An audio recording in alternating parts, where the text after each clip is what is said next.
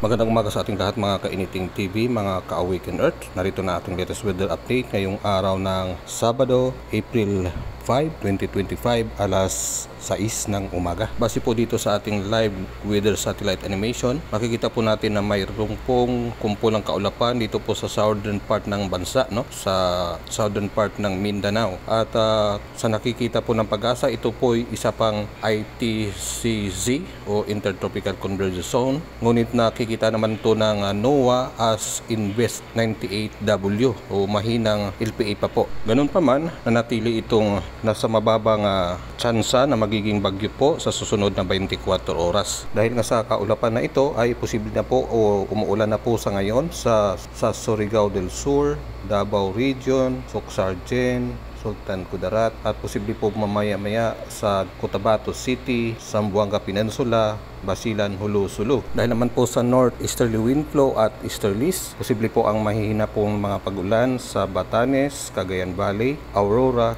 Quezon, Bicol Region at NCR. Mamaya pong hapon, posible na rin po magkaulan sa malaking bahagi po ng Luzon at buong Mindanao. Maganda pa naman po ang panahon ngayong umaga sa natitirang bahagi po ng Luzon, Visayas at Northern Mindanao. Paki-follow or subscribe po, like and share. Salamat po.